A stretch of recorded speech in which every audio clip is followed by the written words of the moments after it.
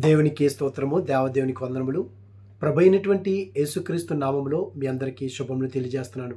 ప్రియా సహోదరి సహోదరులారా, ఈ ఉదయకాల సమయంలో దేవుని యొక్క వాక్యం సెలవుస్తుంది. మనము మన జీవితంలో కొన్ని పొందుకుంటానికి, లేకపోతే మనం బ్రతకటానికే పోరాడుతూ ఉంటాము. కొంతమంది చూడండి, చివరి క్షణాల్లో కొన ఊపిరితో మనం అంటాం కదా, ప్రాణం కోసం పోరాడుతున్నాడు, ప్రార్థన చేయండి అని అంటూ ఉంటారు. అవును కదండి, ప్రాణం కోసం పోరాడే వాళ్ళు ఉన్నారు. బ్రతకాలని తపనతోటి ఈ లోకాన్ని ఎలాగైనా సరే జయించాలని అనేక మంది పోరాడుతూనే ఉంటారు. వారి జీవితాల్లో అనేక మంది పోరాడి గెలుస్తూ ఉంటారు. ప్రియా సహోదరి సహోదరులారా, ఈ ఉదయకాల సమయంలో దేవుని యొక్క వాక్యం వస్తుంది. నిజముగా మనము దేవుని కొరకు పోరాడేవారుగా, మనము దేవునిలో ప్రార్థనలో పోరాడి దేవునితోటి మనం గెలవగలుగుతున్నామండి.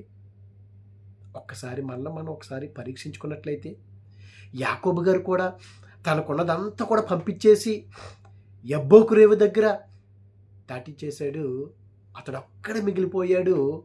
ఇదిగో దేవునితోటే, దేవుని యొక్క దూతతో పెనుగులాడాడు, పోరాడాడు, గెలిచాడు.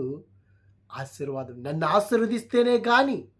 అవునండి, ఈ దినాల్లో మనము కూడా దేవుని కొరకు గనక మనం పోరాడినట్లయితే, దేవునిలో గనక మనం ముందుకు గనక మనం కొనసాగాలని మనం పోరాడినట్లయితే కనుక నిజంగా పోరాడి గెలుస్తామండి. అందులో ఎటువంటి సందేహము లేదు.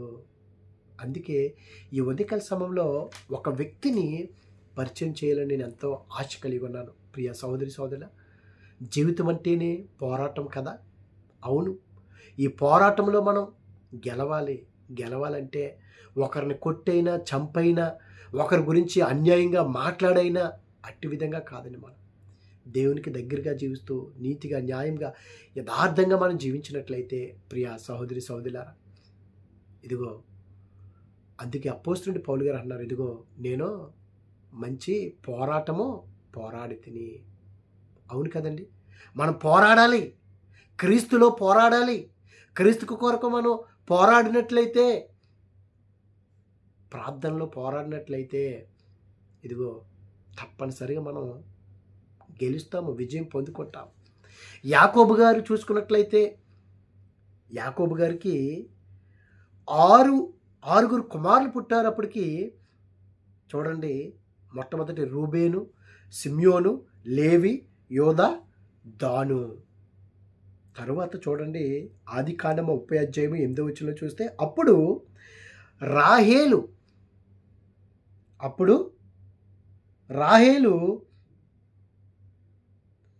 దేవుని కృప విషయమై నా అక్కతో పోరాడి గెలిచితిననుకొని.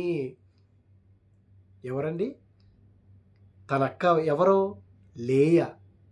జబ్బు కండ్లు కలిగినటువంటిది, దేవుని యొక్క దృష్టి ఉంచబడింది. అయితే ఈ ఉదయకాల సమయంలో మనం చూసుకున్నట్లయితే, రాహేలు గారు ఆవిడ అంటున్నారు, దేవుని కృప విషయమై. అవును కదండి, మనం దేవుని యొక్క కృప లేకపోతే, ఆయన కృప లేనిదే మనం బ్రతకలేమండి. దేవుని యొక్క కృప మన యొక్క భక్తి కాదు, శక్తి కాదు, మన యొక్క స్వనీతి కాదు, కేవలము దేవుని యొక్క కృప. ఏ భేదము లేదండి, ఏ భేదము లేదు. అందరూ కూడా పాపం చేసేస్తున్నాం, దేవుని యొక్క మహిమను పొందుకోలేకపోతున్నాము. అయితే కేవలము దేవుని యొక్క కృప వలన మనం బ్రతుకుచున్నామండి. ఈవిడంటుంది, రాహేలు గారు, దేవుని కృప విషయమే నా అక్కతో పోరాడి గెలిచితిననుకొని దేవుని యొక్క కృప పొందుకుంటానికి నా అక్కతోటి నేను గెలిచాను. అవునండి, మనం కూడా పోరాడాలి, దేవుని కొరకు మనం ప్రయాసపడాలి. దేవునిలో ముందుకు కొనసాగాలంటే పోరాడి గెలిచితిననుకొని అతనికి నప్తాలి అని పేరు పెట్టాను. నప్తాలి అనగానే పోరాడి గెలవడం, ప్రియ సహోదరి సహోదరుడా, ఏ విషయంలో నువ్వు పోరాడుతున్నావు? అన్యాయంగా పోరాడుతున్నావా? అన్యాయంగా నువ్వు గెలుస్తున్నావా? ఇదిగో నేను ఉపవాస ప్రార్థన ఉన్నాను, పోరాడిన ప్రార్థనలో ఇదిగో నేను గెలుచుకున్నాను, దేవుని యొక్క కృపను నేను పొందుకున్నాను, దేవుని యొక్క ఆశీర్వాదాన్ని పొందుకున్నాను, నేను వర్ధిల్లాను. యాకోబు గారు కూడా పోరాడాడు, రాత్రంతా పోరాడాడు. అవును కదండి. పేతురు గారిని కూడా చెరసాల్లో పెట్టేశారు. పెట్టేసిన తర్వాత సంఘమంతా కూడా రాత్రంతా ప్రార్థన చేశారు, పోరాడారు. ప్రార్థనలో పోరాడినప్పుడు మనం తప్పనిసరిగా ప్రార్థనలో గెలుస్తామండి. నువ్వేదైతే అవసరం ఉందో దేవుని యొక్క సన్నిధిలో పెట్టినప్పుడు ఆయన మన ప్రార్థన ఆలకించేటటువంటి వాడు. ప్రార్థన పోరాటం చేయాలి, ప్రార్థన వీరులాగా మనం ఉండాలి. అప్పుడండి పోరాటం చేస్తే మనం గెలిచే వరకు ఉంటాం. ఇదిగో రాహేలు దేవుని యొక్క కృప విషయమే ఆమె తన అక్కతోటి పోరాడి గెలిచిందని అనుకుని తన కుమారుని కంటే ఏం పెట్టింది? అతనికి నప్తాలిని పేరు పెట్టాను. నప్తాలి అంటే పోరాడి గెలవటం. ఈ దినాన నిజంగా దేవునిలో మనం పోరాడగలుగుతున్నామా? అనేక మందికి వాక్యాన్ని ప్రకటించేవారుగా, పోరాడేవారుగా, ప్రయాసపడేవారుగా మనం జీవించగలుగుతున్నామా? అందుకే ఈ నప్తాలి గురించి కూడా పరిశుద్ధాత్ముడు చక్కగా రాయిపించాడండి. ఆది కాండంలోనే 50వ అధ్యాయంలో మనం చూస్తే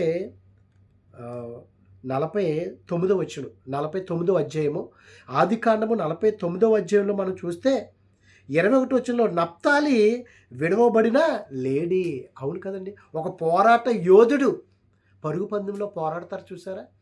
గెలవటానికి నిలబడి నడుచుకుంటూ వెళ్తే గెలుస్తారండి?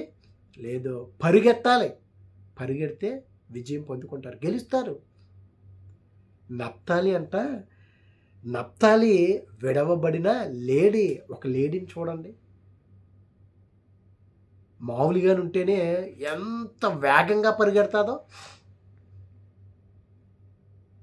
ఇదిగో దేవుని యొక్క వాక్యం సెలవుస్తుంది, నప్తాలి విడవబడిన లేడీ అంటే ఎంత వేగంగా పరిగెడుతున్నాడో, ఎంత పోరాటం చేస్తున్నాడో చూడండి.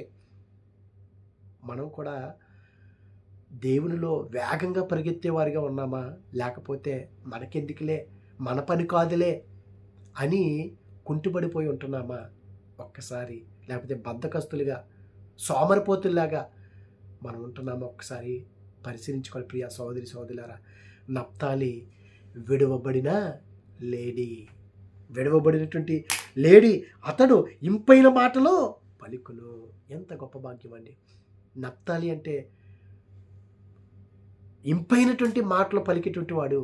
ఈ దినాన మనము ఇంపైన మాటలు మాట్లాడుతున్నామా? మన మాటలు రుచికరంగా ఉంటున్నాయా?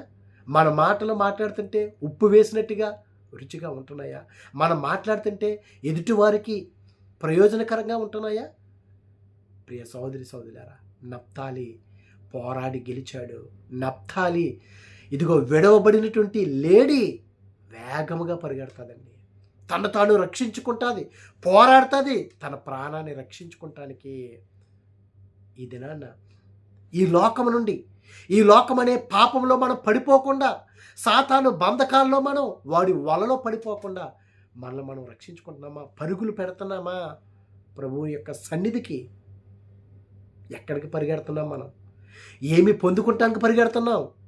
లోకంలో దేవుని వైపు గనక, దేవుని దగ్గరికి గనక మనం పరిగెట్టినట్లయితే, పోరాడినట్లయితే విజయాన్ని మనం పొందుకుంటామని, మనం గెలుస్తాం. నప్తాలి విడవబడిన లేడీ. నప్తాలి ఇంపైన మాటలో పలుకును. అంతేకాకుండా ద్వితీయోపదేశ కాండంలో కూడా మనం చూసుకున్నట్లయితే పరిశుద్ధాత్ముడు రాయిపించాడు. ద్వితీయోపదేశ కాండంలో దేవుని యొక్క వాక్యం సెలవిస్తుంది. ద్వితీయోపదేశ కాండము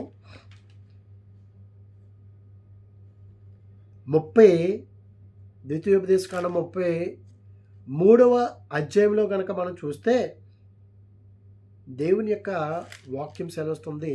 33వ అధ్యాయము 23వ వచనంలో మనం చూస్తే నప్తాలిని గూర్చి ఇట్ల నేను కటాక్షము చేత తృప్తి పొందిన నప్తాలి. అవును కదండి.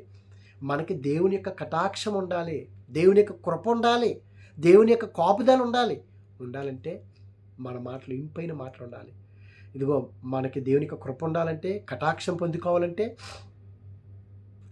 మనం కూడా దేవుని కొరకు పోరాడాలి, ప్రార్థనలో పోరాడాలండి, పెనుగులాడాలండి. అప్పుడు విజయాన్ని పొందుకుంటాం, గెలుస్తాం మనం. రాహేలు గారు అంటున్నారు, ఇదిగో నేను నా అక్క దేవుని యొక్క కృప పొందుకుంటానికి నేను నా అక్కతో పోరాడి గెలిచితననుకుని నప్తాలిని పేరు పెట్టింది. ఇదిగో నప్తాలి అనగా కటాక్షము చేత తృప్తి పొందిన నప్తాలి, యెహోవా దీవెని చేత నింపబడిన నప్తాలి. అవును కదండి, మనం పోరాడినప్పుడు గెలుస్తాం కదా, అది దేవునే కదా. దేవునిలో వాక్యం తెలీదు, వాక్యం నేర్చుకోవాలనే తపన ఉంది, ఆశ ఉంది. దేవుడే కదండి దీవిస్తాడు. వాక్యం నేర్చుకుంటాం ఆశీర్వాదం, ప్రార్థన చేయటం ఆశీర్వాదం, డబ్బే పొందుకుంటే, ఉద్యోగం పొందుకుంటే ఇవే కాదు ఆశీర్వాదాలు. ఇవి లోకానుసారం, ఆత్మానుసారం ఆశీర్వాదాలు. దేవుని యొక్క కటాక్షము పొందుకున్నాడో, దేవుని చేత నింపబడి, అదండి మనకు కావాల్సింది. దేవుని చేత మనం నింపబడాలి, లేకపోతే ఏం నింపబడుతుంది మనలో? ఒక్కసారి మనం పరీక్షించుకున్నట్లయితే, యెహోవా దీవెని చేత నింపబడిన నప్తాలి, పశ్చిమ దక్షిణ దిక్కులను స్వాధీనపరచుకోవడము.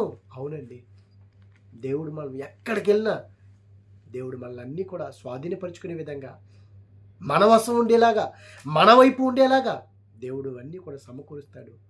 ఈ ఉదయకాల సమయంలో ఒక్కసారి మనం ఆలోచించినట్లయితే, నప్తాలి పోరాడి గెలిచితిని అనుకున్న రాహేలు గారు గెలిచితిని, నా అక్కతోటి నేను గెలిచానని తన కుమారుడికి నప్తాలిని పెట్టింది. ఇంపైనటువంటి మాటలు పలుకుతాడంట. ఎంత గొప్ప భాగ్యం అండి. మన గురించి కూడా, అవును పలానా సహోదరి, పలానా యొక్క విశ్వాసి, పలానా సహోదరుడు చాలా మంచి మాటలు మాట్లాడతాడు, చాలా ఇంపైన మాటలు మాట్లాడతాడు. కానీ కొంతమంది చూడండి, అమ్మో వారి నోట్లో నోరు పెట్టకూడదు అంటారండి. ఈ దినాన మనం ఏ విధంగా ఉన్నాం? ఒకరికి మేలుకరంగా మాట్లాడుతున్నామా? ఇదిగో ఒకరితో మాట్లాడినప్పుడు ఇంపైనటువంటి సువాసన కలిగించేటువంటి మాటలు మాట్లాడుతున్నామా? ఇదిగో నప్తాలి విడవబడినటువంటి లేడే. మనల్ని మనం రక్షించుకోవాలంటే పరుగెత్తాలండి దేవుని సన్నిధిలోనికి. నప్తాలి దేవుని చేత నింపబడ్డాడు, దేవుని యొక్క దీవుని పొందుకున్నాడు, దేవుని యొక్క కటాక్షం పొందుకున్నాడు. నీవు కూడా ఈ దినాన్న దేవుని యొక్క కటాక్షం పొందుకుంటే, నీ పాపాలను విడిచిపెట్టి, నీ పొరపాట్లని ఒప్పుకొని, మనలో పాపం లేదని కనుక మనం అనుకున్నట్లయితే దేవుని మనం అబద్ధికునికి చేస్తాం. మనలో అంట వాక్యం ఉండదు. ఈ దినాన మనలో వాక్యం ఎందుకు ఉండట్లేదు? ఎన్ని వాక్యాలు విన్నా మనకు జ్ఞాపకం ఉండట్లేదే. వ్యర్థమైనటువంటి మాటలు మనకు జ్ఞాపకం ఉంటాయే. ఎందుకు? నేను నీతిమంతుణ్ణి, నేను పవిత్రుణ్ణి, నాలో ఏ పాపం లేదనుకున్నాను. ప్రతి క్షణం కూడా ప్రభువా నేను పాపిని, అయ్యో ప్రభువా నాలో అపవిత్రత ఉందేమయ్యా, నాలో వ్యర్థమైన మాటలునేమో, నా చూపులు సరిగ్గా లేవో, ప్రతి క్షణం నన్ను క్షమించి ప్రభువాన్ని మనం అడిగినట్లయితే మనలో వాక్యం ఉంటుంది. మనం తగ్గించుకుంటే దేవుని వాక్యం చేత నింపబడతాం. అంతకుమించి మనకి ఏం కావాలండి? ఈ ఉదయకాల సమయంలో నీవు శ్వాసను కలిగి ఉండాలంటే, ఇదిగో లేడీ అంత వేగంగా నువ్వు నీ జీవితంలో పరిగెట్టాలంటే, ఎక్కలేనటువంటి కొండ నువ్వు ఎక్కాలంటే దేవుని యొక్క వాక్యం సెలవుస్తుంది. నప్తాలి పోరాడాడు, ఇదిగో గెలిచాడు. తన యొక్క తల్లి తన అక్కతో పోరాడిందంట. ఎంత గొప్ప భాగ్యం అండి. బిడ్డలు లేరు కదండి తనకి, పోరాడింది, దేవుని యొక్క దయ పొందుకుంది, దేవుని యొక్క కటాక్షం పొందుకుంది. ఇదేనా మనం కూడా దేవుని యొక్క కటాక్షం పొందుకోవాలంటే దేవుని చేత నింపబడాలి. అది మనం కోరుకోవాలి. దేవుని యొక్క ఆత్మ చేత మనం నింపబడినట్లయితే ఏ రోగము రాదు, ఏ పాపము మనలోనికి రాదో, రానివ్వమో. పరిశుద్ధాత్ముడు కాల్చివేస్తాడో, మన దర్బాల్లోకి రానివ్వడో. నోటి మాటలు కానీ, బూతులు కానీ, సరసోక్తులు కానీ ఏవి కూడా రానివ్వడండి. దేవుని చేత నింపబడినటువంటి వాడు ఏ విధంగా మాట్లాడతాడు? ఒక్కసారి మనల్ని మనం పరీక్షించుకుందాం. నప్తాలి ఇంపైన మాటలు మాట్లాడుతున్నాడు, గెలిచి ఇదిగో పోరాడాడు, గెలిచాడు. మనం కూడా మన జీవితంలో అయ్యో నేను పోరాడుతున్నానే, ఓడిపోతున్నాను అని అనుకుంటున్నామేమో. ఓడిపోనివ్వడు ప్రియ సహోదరి సోదరుడా, ఓడిపోనివ్వడు మన దేవుడు. మన దేవుడు ఎప్పుడు కూడా మనల్ని విజయాన్ని కలుగు చేసినటువంటి గొప్ప దేవుడు. అటువంటి కృప దేవుడు మనందరికీ అనుగ్రహించుడుగాక. ఆమేన్. పరిశుద్ధుడా, ప్రేమగల తండ్రి, మహిమగల దేవునికి స్తోత్రాలయ్యా. ఇదిగో దేవ నప్తాలి ఇంపైన మాటలు ప్రభా. ఇదిగో తండ్రి, విడబడినటువంటి లేడి వంటి వాడు ప్రభా. రాహేలు ప్రభా, ఆమె నా అక్కతో నేను పోరాడి గెలుచుతున్నాను. మేము కూడా మా జీవితంలో ప్రభా పోరాడి ప్రభా, మమ్మల్ని ఏవైతే కనుక ప్రభా మా మీదకు వస్తున్నాయో మేము వాటి నుండి పోరాడి గెలిచి మేము విజయం పొందుకుని ప్రభా నీకు విధేయత కలిగి మేము జీవించడం మాకు సాయం దయచేయమని క్రీస్తు నామమున అడుగుచున్నాం పరమ తండ్రి. ఆమేన్, ఆమేన్. God bless you all.